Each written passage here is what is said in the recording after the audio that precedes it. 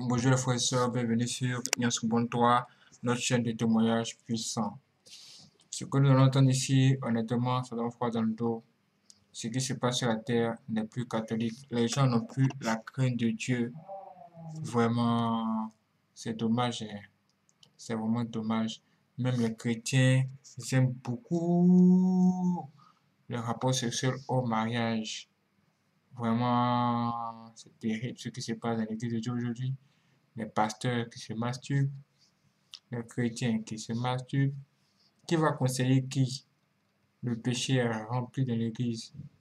Il y a la fornication en désordre. Et les gens l'appellent Dieu. Et les gens attendent un miracle venant de Dieu. Nous devons aujourd'hui apprendre à avoir la crainte de Dieu. C'est là que tout commence aujourd'hui. Mes frères et sœurs, bonjour. Je suis votre frère. Aujourd'hui, Dieu veut nous parler encore au travers de ce témoignage extraordinaire. Nous allons écouter une personne qui a vu un ange lui révéler des choses vraiment terribles sur la terre. C'est comme s'il y avait une main sombre sur toute la terre. Et ce qui est étrange, c'est que Jésus revient bientôt. Et il arrive avec force même. Va-t-il trouver son église en bon état? Ça donne des frissons quand on voit toutes ces choses. Regardez à l'écran. Ce sont des choses qu'on a l'habitude de voir dans le livre de l'Apocalypse. On nous parle d'une sorcière, une femme démoniaque qui vient du monde des eaux, qui vient pour séduire le monde. Ne me pas le monde ni les choses de ce monde. Si vous êtes détesté par les gens de ce monde, ne vous inquiétez pas. Vous êtes apprécié de Dieu. Ouais. Il est préférable d'être apprécié par Dieu que d'être apprécié par les gens qui sont autour de vous ou dans ce monde. Mes frères et sœurs, toutes ces choses vont révéler ici, nous allons découvrir des choses qui vont vraiment vous étonner. Quand j'y pense, je suis vraiment choqué. Mais nous allons prier et demander à Dieu de nous donner la force et l'esprit de discernement pour savoir si le témoignage aussi vient de lui aussi. Vous voyez. Alors les yeux fermés, disons tous ensemble, Seigneur Jésus-Christ, Éternel notre Dieu, commence par nous pardonner de nos péchés que nous avons fait consciemment ou inconsciemment. Maintenant, donne-nous la crainte de Dieu et apprends-nous à faire le bien. Il n'y a que toi, ce qui peut le faire. Il n'y a que toi, ce qui peut nous accompagner. Guide-nous tout au long de ce témoignage puissant. Viens, Seigneur, nous révéler ce que nous devons savoir. Après la mort, nous ne pouvons plus parler. Ceux qui sont morts n'ont plus droit à la miséricorde. Pendant que nous sommes en vie ici sur terre, donne-nous la force de pouvoir toujours nous repentir et abandonner le péché, les pièges que j'ai mis sur nos chemins. Donne-nous ta connaissance aujourd'hui. Révèle-nous les choses cachées afin que ton peuple soit délivré. Que ta lumière descende dans la maison de chaque famille. Que ta paix soit avec nous et ta force. Donne-nous toutes les armes qu'il faut, Seigneur, dans ce combat. Que ton peuple triomphe du mal. Amen. Appréciez mes frères et sœurs. Je sais que Dieu est avec nous et il fera des grandes choses encore. S'il vous plaît, écoutez très bien ça. C'est parti. Des ombres sombres sur notre terre.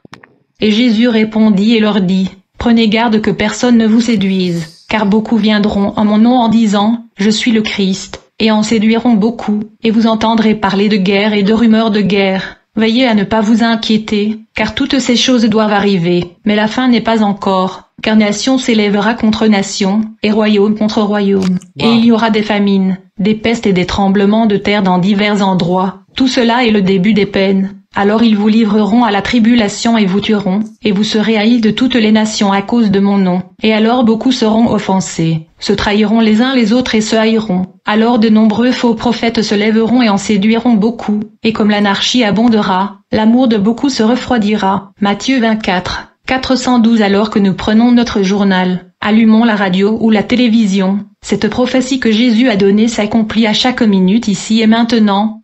Ce n'est plus quelque chose dans le futur. Alors que moi, Daniel, lisais ce passage de Matthieu, un ange m'a élevé une fois de plus au-dessus de la terre. Il a dit, « Viens, je veux te montrer ce que Satan fait en ce moment. » Pendant que je regardais, l'ange a pointé vers le bas et a dit, « Regarde ce qui sort du ventre et de la bouche de Satan. » En regardant, je pouvais voir un nuage sortir de sa bouche couvrant la terre entière, jetant une ombre sur toute la terre. J'ai demandé à l'ange ce qu'était ce nuage. Il a dit, « Regardez de plus près. » Ce faisant, j'ai vu que le nuage était en fait composé de ce qui ressemblait à de minuscules insectes, trop nombreux pour être dénombrés. Ces insectes descendaient à travers l'Amérique dans les églises et dans les maisons chrétiennes. Je n'ai vu aucun non-chrétien touché en ce moment-là. Alors les insectes se posaient sur les chrétiens, sur ce qui semblait être au moins 2/3 de ces chrétiens ou plus. J'ai vu les insectes ramper jusqu'aux oreilles de la plupart des chrétiens. Ils ont même rampé à travers leurs oreilles. J'ai demandé à l'ange, « Quelles sont ces choses et que font-elles »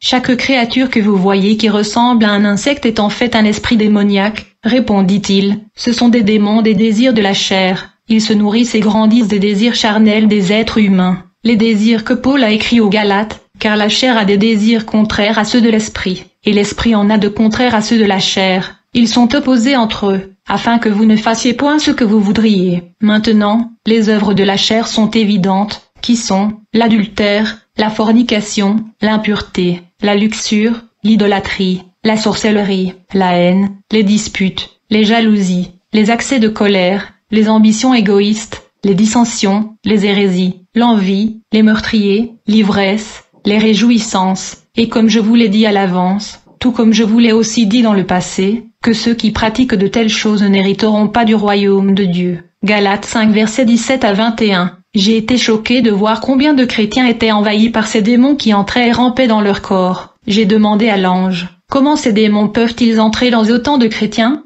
Il a dit, à cause de leurs désirs. Mais ne désirent-ils pas Dieu et les enseignements de Jésus? J'ai demandé, il a dit, oui et non, je ne comprends pas, répondis-je, nous vivons dans la dernière heure, dit-il, l'horloge sonne déjà minuit, l'ange pointa du doigt. Regardez la frénésie alimentaire que ces démons causent sur les chrétiens. J'étais complètement abasourdi. Comment se fait-il que ceci arrive? L'ange se retourna et me regarda. Ne connaissez-vous pas la condition de l'Église de Dieu qui est l'épouse du Christ? Eh bien oui, je sais que l'Église est faible, répondis-je. L'ange a répondu, oui, et elle est de plus en plus faible, mais il loue Dieu. Lève les mains, verse la dîme et essaie de vivre une vie pieuse. Solennellement, l'ange a dit, malheur aux habitants de la terre et de la mer, car le diable est descendu vers vous avec une grande colère, parce qu'il sait qu'il a peu de temps. Oui, je connais ce passage, et je dis, mais cela ne parle-t-il pas d'un temps après l'enlèvement de l'Église? L'ange m'a regardé avec une expression de colère. Ne savez-vous pas qu'après l'enlèvement, vous n'aurez pas besoin de lire ceci? Non. Cela se produit maintenant, aujourd'hui sur la terre. Satan se renforce chaque jour. Jetez un œil à l'Église. Ils sont divisés, politiquement, sur la théologie, sur tout ce qui est possible. Les gens de l'Église vivent dans les convoitises de la chair au lieu de l'esprit. L'Église a permis à chaque péché imaginable d'exister confortablement en elle. Les gens ne reconnaissent même plus ce qu'est le péché. Les pasteurs et les dirigeants désobéissent directement aux commandements de Dieu. Pourtant dans Ézéchiel 44 2.23, « Et ils enseigneront à mon peuple la différence entre le saint et l'impur, et le feront discerner entre l'impur et le pur. » Ézéchiel 44 verset 23. Les pasteurs ne mentionnent pas le péché et n'enseignent pas aux gens à le reconnaître. En plus de cela, le cœur humain est tellement trompeur. Jérémie 17 verset 9, ils pensent marcher avec Dieu quand ils marchent dans leur chair. Ils pensent entendre parler de Dieu alors qu'ils entendent vraiment parler de leurs propres désirs pécheurs. Alors qu'est-ce que ces démons vont faire dans leur vie?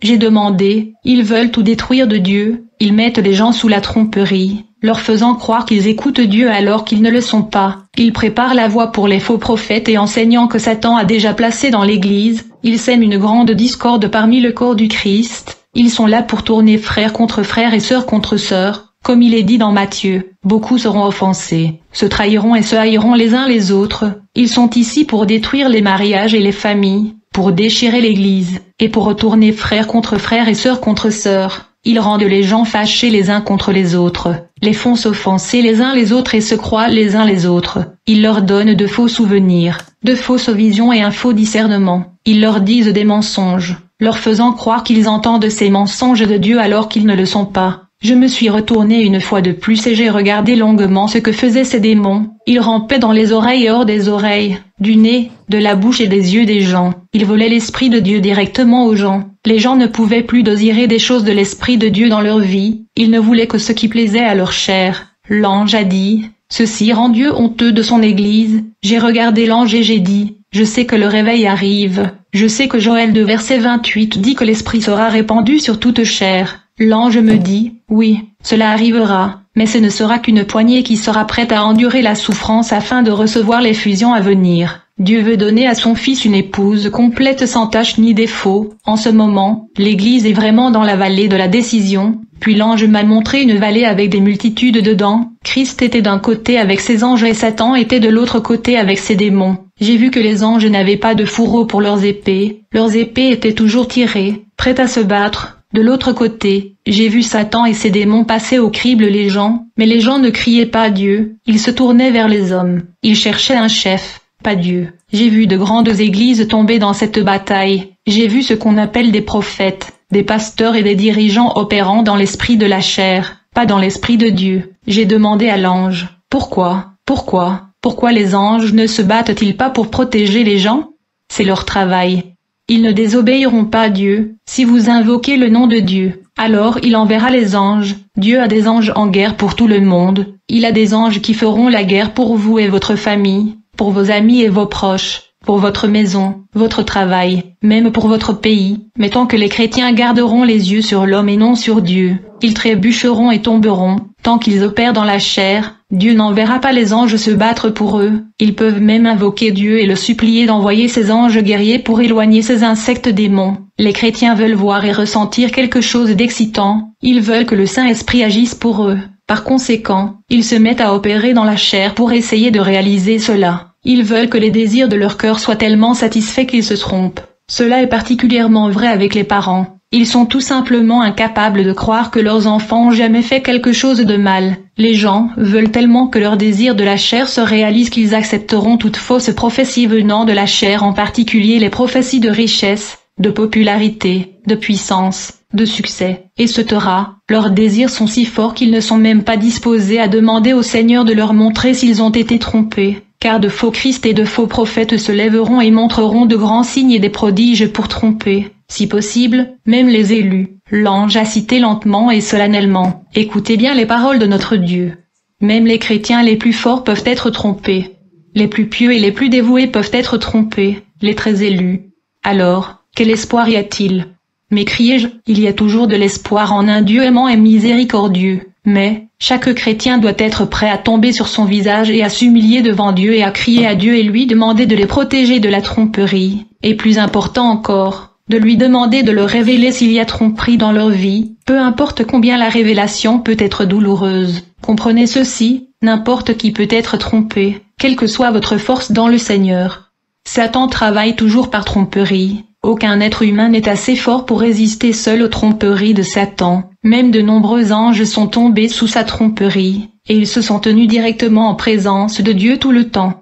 Seul Dieu peut vous garder, mais vous avez la responsabilité de lui crier continuellement en lui demandant de le faire. Demandez-lui d'envoyer ses anges guerriers combattre pour vous et pour les autres, et pour combattre pour votre Église et votre pays. Il les enverra, mais vous devez demander. Après que l'ange m'ait montré ces choses, j'étais en admiration. La persécution est quelque chose qui s'est produit dans ma vie et dans la vie de ma femme Rebecca. Cela se produit également dans la vie d'autres chrétiens que nous connaissons. J'ai pensé au combat qui se déroule à nouveau dans la chair, et il n'y a personne qui enseigne aux gens comment lutter contre les désirs charnels. Il y a peu d'enseignants la vraie voie de Dieu, et ceux qui le sont détruits par Satan. Les chrétiens sont tellement disposés à croire tout type de mensonges contre quiconque.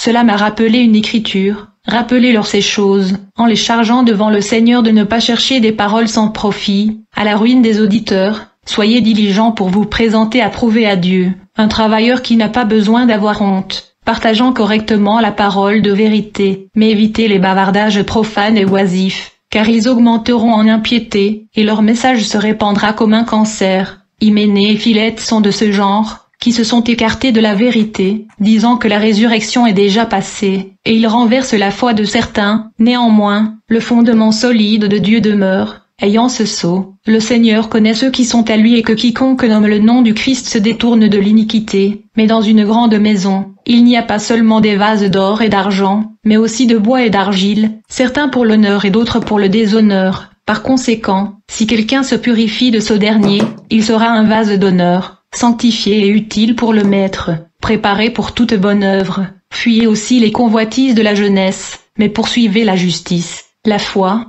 l'amour, la paix avec ceux qui invoquent le Seigneur d'un cœur pur, mais évitez les disputes insensées et ignorantes, sachant qu'elles génèrent des conflits, et un serviteur du Seigneur ne doit pas se quereller mais être doux avec tous, capable d'enseigner, patient, dans l'humilité, corrigeant ceux qui sont dans l'opposition, si Dieu peut peut-être leur accorder la repentance, afin qu'ils connaissent la vérité, et qu'ils puissent revenir à leur sens et échapper au piège du diable, ayant été emmenés captifs par lui pour faire sa volonté. 2 Timothée 2h14, 26. Il est temps que l'Église cesse de se disputer et de se battre pour les enseignements du Christ. Le péché est le péché, le noir est noir et le blanc est blanc. Dieu n'a jamais voulu que nous soyons divisés, mais il a dit que nous pouvons être différents. Nous devons tous être d'une seule foi, d'un seul corps, d'un seul esprit. Il n'y a qu'un seul Dieu, un seul Fils de Dieu et un seul Saint-Esprit. Nous sommes tout à fait là pour construire le royaume de Dieu, pas pour le déchirer à cause de nos désirs charnels d'être grands et importants. Nous devons nous détourner des bavardages profanes et oisifs. Nous ne devons pas nous disputer au point de division et de haine. Les messages d'Hyménée et de Philée se répandent comme un cancer en leur temps. La même chose se produit aujourd'hui. Regardez les politiciens qui se présentent aux élections. Nous ne regardons jamais le bien dans la vie de quelqu'un. Nous voulons seulement regarder le mal. Chaque homme a les deux. Jésus nous a enseigné qu'un royaume divisé contre lui-même ne subsistera jamais. Nous pouvons choisir aujourd'hui. Voulons-nous les anges en guerre de notre côté? Nous pouvons crier, Satan, mets-toi et tes démons derrière moi au nom de Jésus. Éloigne-toi de moi, je veux servir Dieu. Quel vaisseau voulez-vous être dans le royaume de Dieu? Le fait dur est que votre cœur peut vous tromper. Vous pouvez penser que Dieu vous parle alors que c'est vraiment votre chair ou un démon qui se nourrit de votre chair. Vous pouvez être trompé. Êtes-vous prêt à tomber face à face devant Dieu et à lui demander de vous montrer si vous êtes trompé, quelle que soit la douleur de la vérité?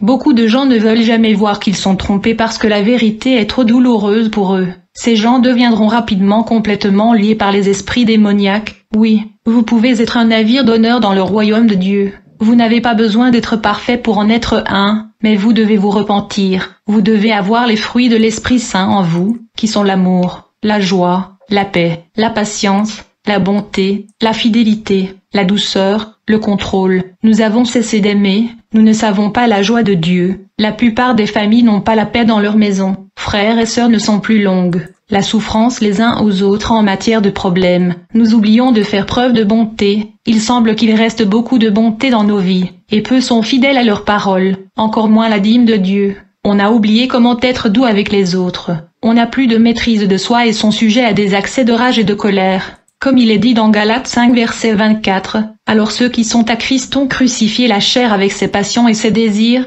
si nous voulons vivre dans l'esprit. Alors nous ferions mieux de commencer à marcher dans l'esprit. Arrêtons d'être vaniteux et de nous provoquer les uns les autres. Arrêtez de vous envier les uns les autres. Où est l'amitié pieuse dans l'Église? Où est le pardon? Si quelqu'un fait quelque chose de mal dans le passé, ne peut-il pas être pardonné? Le passé est le passé. Cherchons une nouvelle vie en Christ à partir de ce jour. Ne vous laissez pas tromper. On ne se moque pas de Dieu. Vous récolterez ce que vous semez. Souvenez-vous de cela. Pardonnez, pardonnez, pardonnez et continuez à pardonner pour toujours. Et oubliez. C'est le message de Dieu pour vous. Enterrons le passé une fois pour toutes. Sortons de cette vallée de décision et restons avec Dieu et ses anges en guerre. Merci les frères et sœurs d'avoir écouté ce témoignage. Je vous donne rendez-vous pour la prochaine vidéo. Abonnez-vous à la cloche et dites-moi ce que vous en pensez en commentaire. C'est parti.